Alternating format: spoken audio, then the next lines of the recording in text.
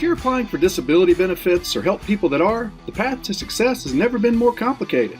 Welcome to the Disability Expert Podcast, where we tackle the difficult issues and interview the country's top experts to help you better navigate the disability process.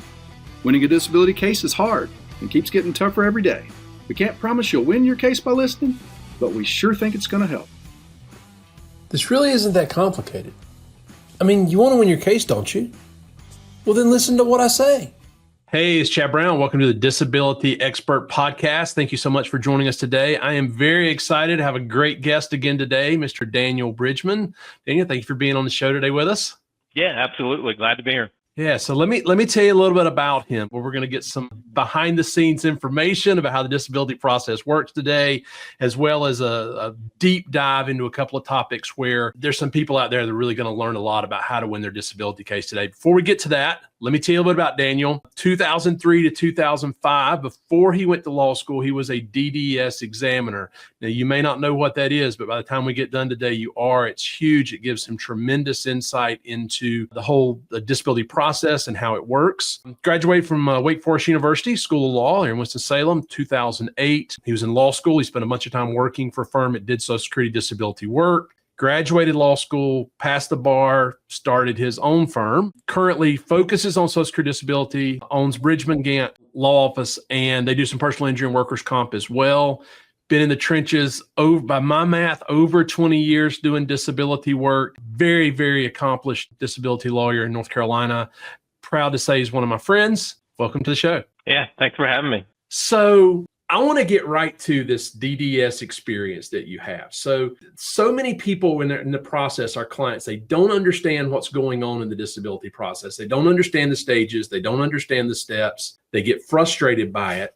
And as you and I both know, the whole process typically starts at the DDS level.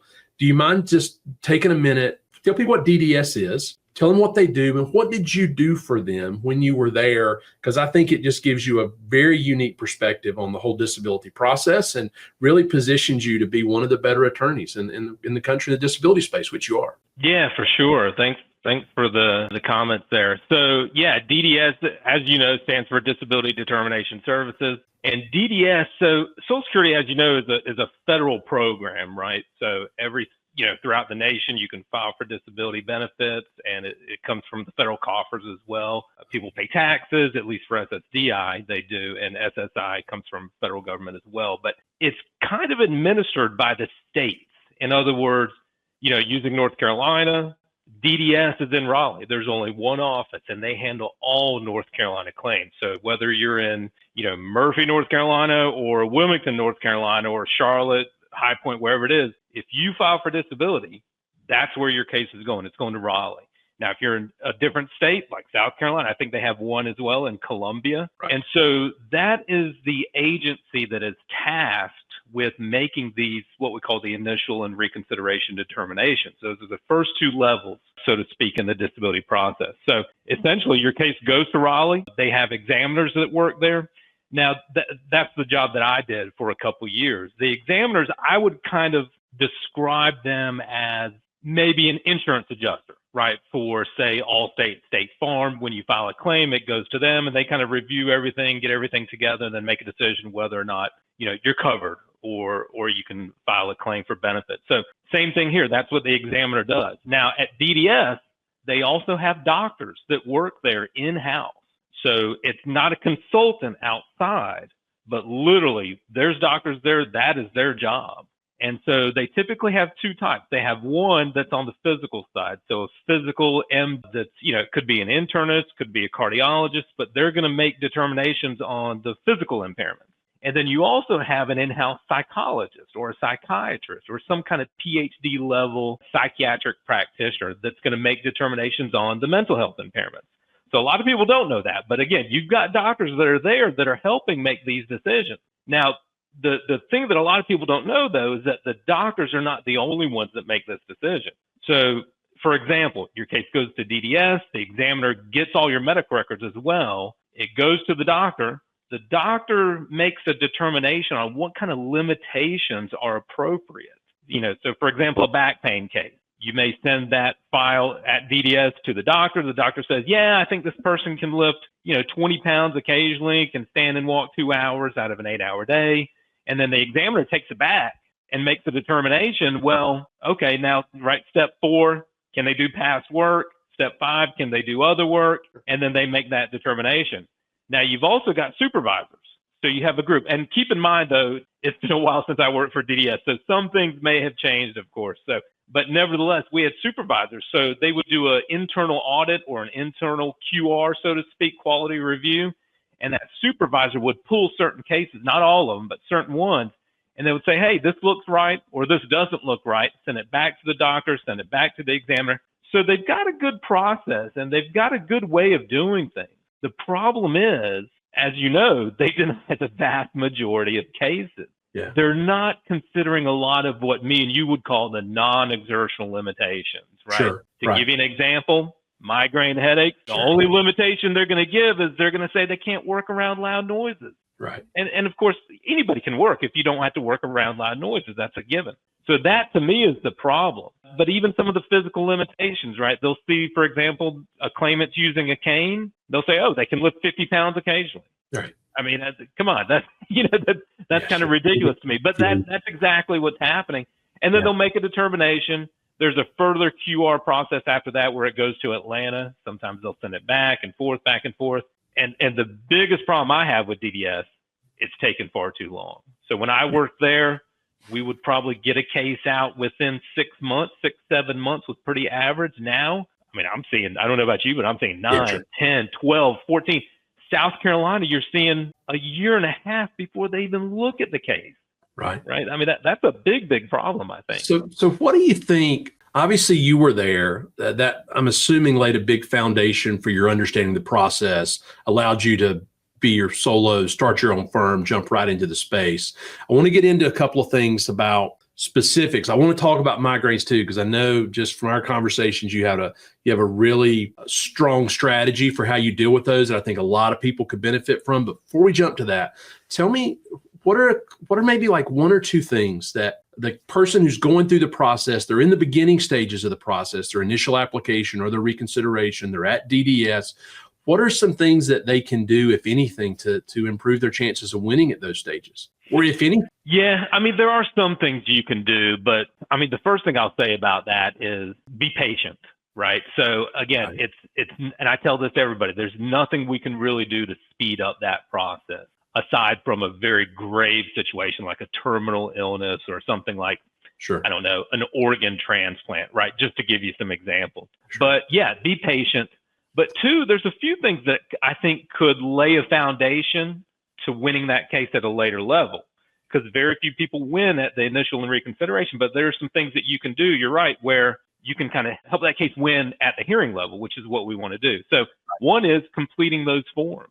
So they're going to send you a function report, typically a third-party function report for a friend or a family member that lives with them, and a work history report. Now, these are important no matter what your impairments are, but they're vitally important if you're over 50 or over 55.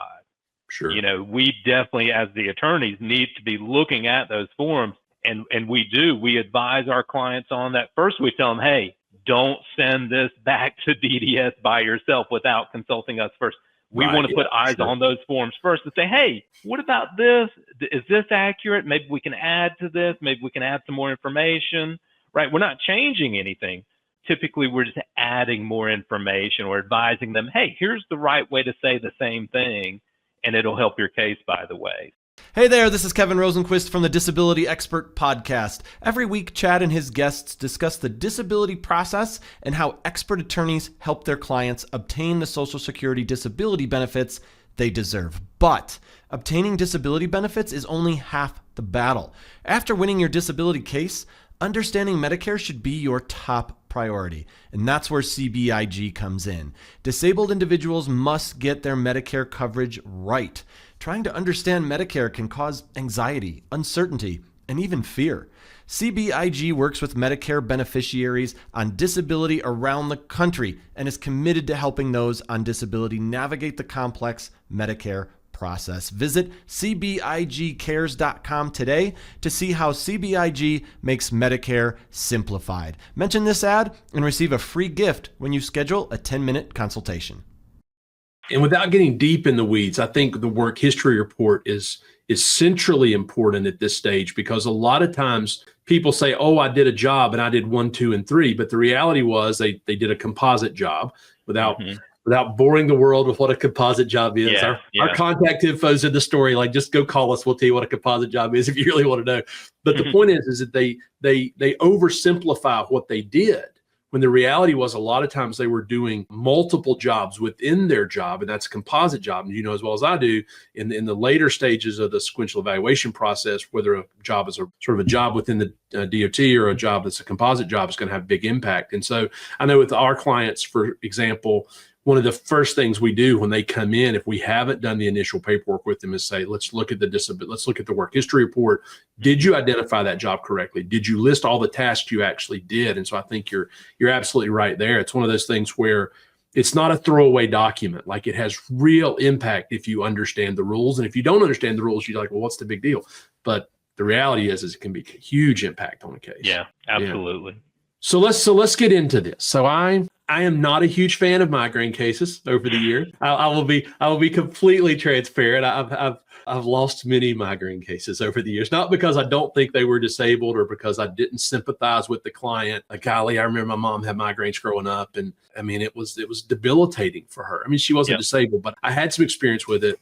But in the day-to-day practice, clients come in with the migraine, and here we go. It's, well, I have a 10 of 10 headache, and I have it every day, and I've had it 14 days a month, and it never lets off. And like the judge is like, not going to believe this. But yet they're disabled. Like, you really do believe they're disabled. So, I'm not a massive fan of them, even though we help people with migraines. It's not like we rule them out for it. But you don't see it that way. You think they're actually good cases. It can be one. Yeah. So let's go disability geek, I guess, for a minute. Let's talk about migraine headache cases, because I know there's a lot of people who file those. I know this can be valuable to them to understand. How do you actually build that case out? Understanding the rules, understanding how treatment works. How do you build that case out where you're because I know you're really successful with them. What's your strategy? What's your approach? How do you handle those cases? Yeah, and I do. I love migraine cases. I love them. And the regulations are helpful. And here's kind of why. Here's my take on it, at least. Migraines are a type of impairment that, one, is episodic in nature, right? Most folks don't have a migraine 24/7, 365, right? Sure. They come and they go, right? And so that's helpful. The other thing with migraines is they're kind of subjective in nature. In other words, a typical doctor's physical exam, you can't test for a migraine or not, right? You can't look at somebody's head and say, oh, yeah, he's having a migraine now. Sure. Even an MRI of the brain, which is pretty common procedure for someone complaining of migraines, that's literally the first thing that they do. If you went to a neurologist and said, I'm having debilitating migraines, what should I do? One of the first things they're going to do is say, hey, let's get an MRI. Why? Because it could be a brain tumor. And sometimes it is. And look, if you've got a brain tumor and it's causing problems, you're probably going to get approved for disability. But fortunately, most people are not having that problem, but they are having migraines. But again, that's not going to show up on an MRI. A stroke will show up on an MRI. An aneurysm will show up on an MRI. But just having migraines will not. It'll say normal. And that's kind of what you want, actually. In fact, the regulations literally say you must have an MRI that rules out other causes and is otherwise normal. That's baked into the regulations. So let's use that to our advantage. Now, the other thing you need is, there's a couple things. Neurological treatment. So that is the specialist, a doctor that you would see for migraines, a neurologist. So you have to have that. If you don't have it, it's going to make your case 10 times harder to win.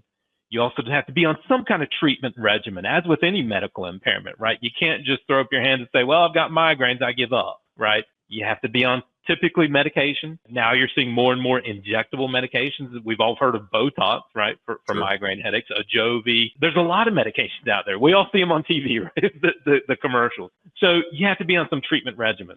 You also have to be having enough migraines, frequency. They have to last long enough, duration, and they have to be severe enough. So just to kind of briefly hit on all those, if you're having 2 migraines a year, that's just not enough, right? If you're having 2 migraines a week, that's disabling. If your migraines are lasting 5 minutes and then going away, not long enough, I think we would all agree, right? But if you're having migraines that are lasting several hours, days, yeah, that sounds disabling to me. And then the severity. What if all these migraines are just mild and you can resume normal activities if you're having a migraine? Well, if you can resume normal activities, then you can probably work, right? Sure. But if you're in bed, dark room, no noise, no light, can't be bothered, can't drive a car, can't watch TV, guess what? You probably can't work either. And that's the argument there is, Your Honor, my client's having 2 to 3 debilitating migraines a week that are lasting several hours. They're going to be absent 2 to 3 days a week. And it's a pretty strong argument. The judge just can't throw up his hands and say, you're not having migraines. Or the judge can't say, I don't think you're having 2 to 3 a week, when it's right there in the medical records. Now, that's the key. It's got to be in the medical records, like literally, written down by your neurologist, frequency, duration, severity. It's got to be in there. Now, if you've got all those things, I'll go as far as to say we're going to win 99% of those cases. Yeah. You may lose a hearing, but you're going to appeal that. You're going to go appeals counsel. You're going to have to go to federal court with some of these. You may even have to go back and forth to federal court. But the regulations are very clear, Chad. I mean, I love these migraine cases. I mean, they're winners for sure, absolutely, and they're disabling for sure. So you basically say, look, the rules aren't real clear. These are by and large at some levels a diagnosis of exclusion. If you exclude other causes and you get the documentation, which the documentation at this point is, I mean, do you have your clients go to the doctor and say, hey, put this in my medical record? Make sure this is being documented. I mean, do you go that far as to have your client say, hey, you need to make sure the neurologist is actually documenting this frequency, the duration, the severity in the record, not just giving one of these normal systems functory notes? Like is that central as well? You pretty much got it right. I mean, we have the client, when we do an intake, we tell them, we say, hey, how often are you having these things, these migraines? How long are they lasting? If somebody tells me I'm having twice a year, I say, look, you can probably work. That's not going to win your case. But most folks are telling me, hey, I stopped working a job I had for 20 years because of these damn migraines. Yeah. Look, that person's very credible, right? Sure. Why would they quit otherwise? They got a family to feed. Why would you stop doing that and have to lose your home, right? As some people do, right?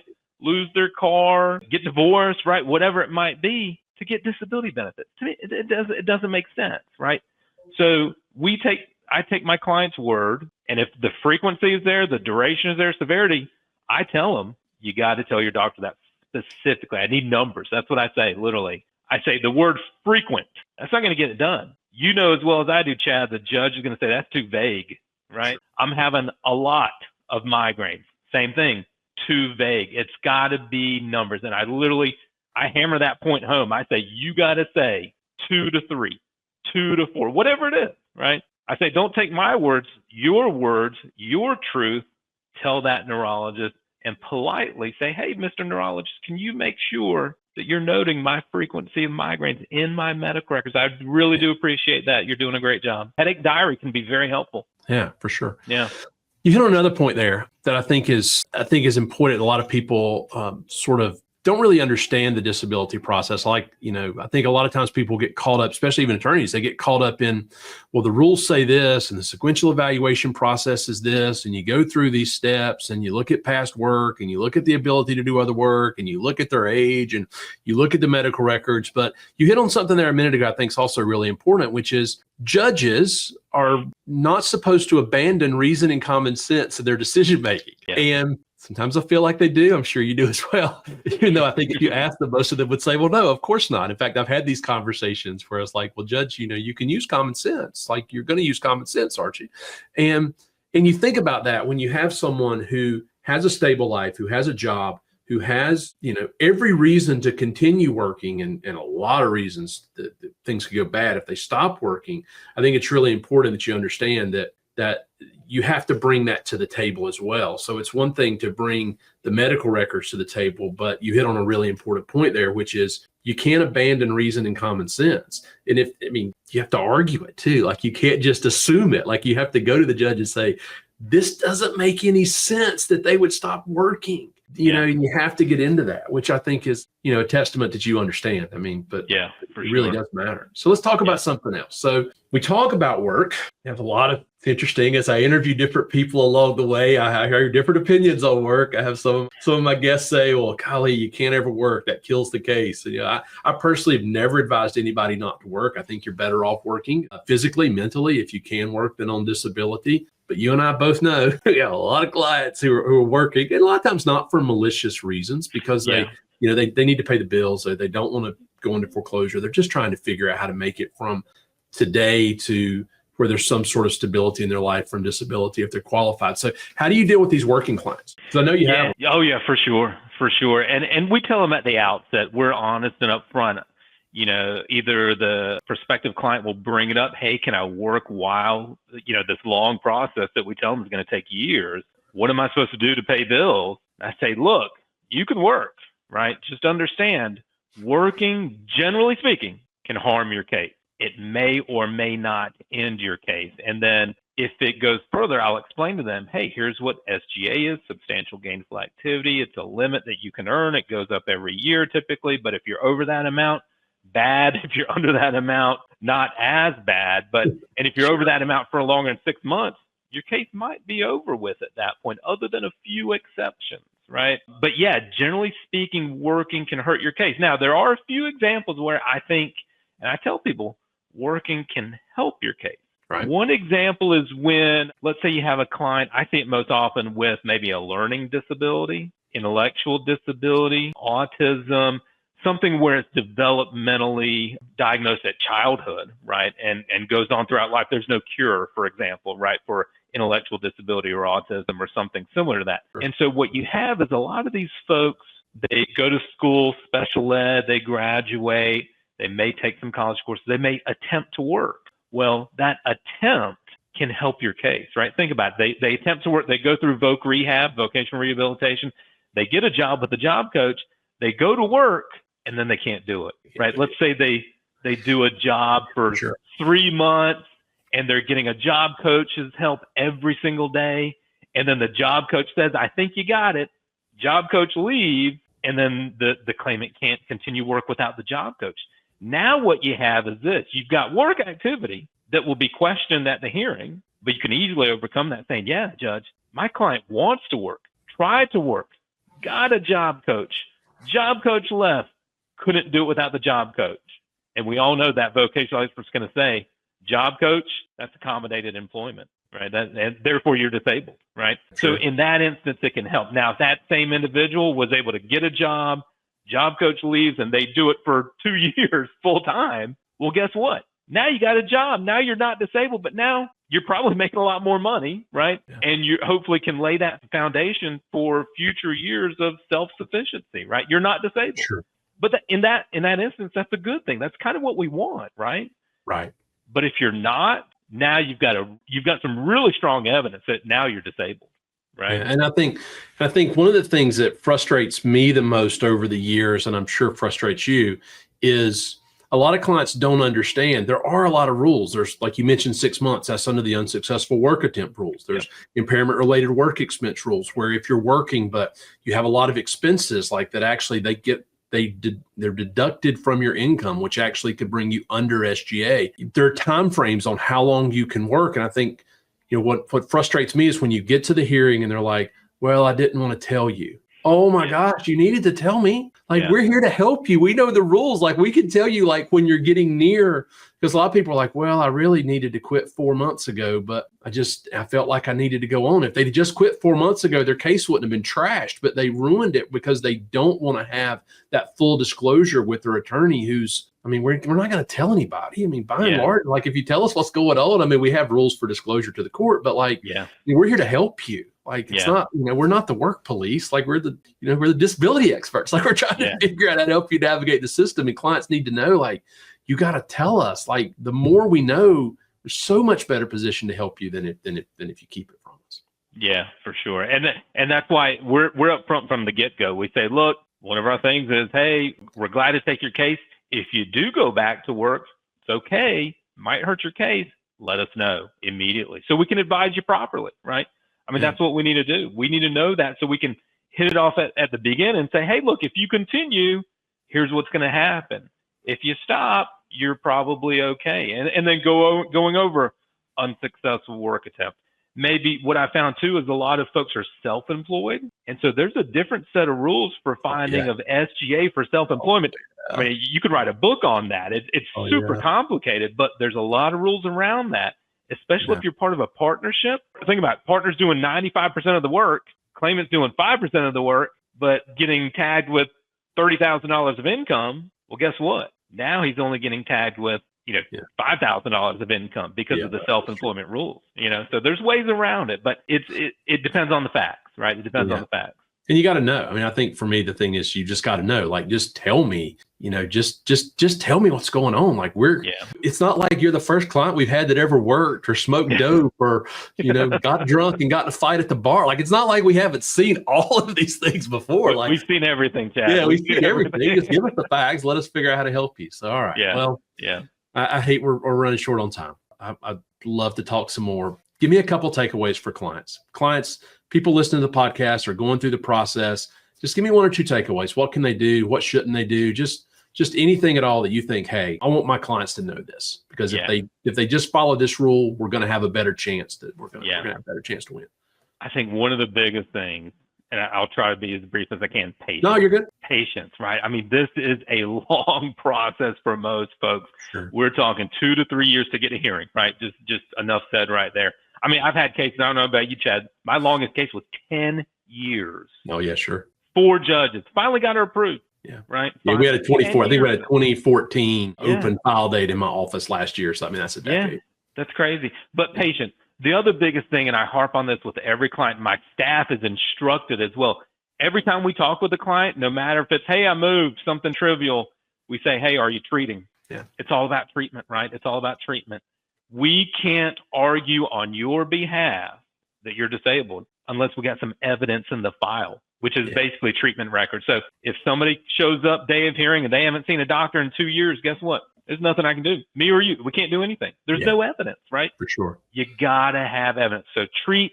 And the last thing, be vocal. So when you do treat, it's very simple.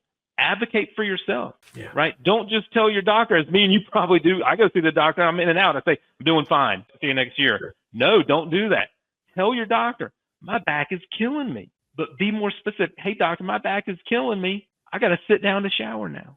Hey, doctor, my back's killing me. I got this cane. See this cane? Hey, doctor, my back is killing me. There are days my pain's so bad I can't get out of bed. Right? Those types of things. If truthful, right? Sure. Tell your doctor the things. Be vocal is what we call it internally. You got to tell your doctor these things each and every time. Yeah, and then you get to take advantage of the reality that even though the rules of evidence don't apply in disability hearings, there is a presumption that you're going to be honest with your doctor because their doctor's there to help you. So you're more inclined to be honest with your doctor because they're there to help you. So I mean, I think that makes great sense. Great advice, Absolutely. Man. Great talking with you. So thankful for you coming on the show. I really appreciate it, and hopefully we'll do it again. Yeah, absolutely. Right. Very good. Well, thank you for listening. As another episode of the Disability Expert Podcast. Be sure to join us next week. We will have another expert on to talk about how you can have a better chance to win your case. And thanks for watching, and please subscribe. Thanks a lot.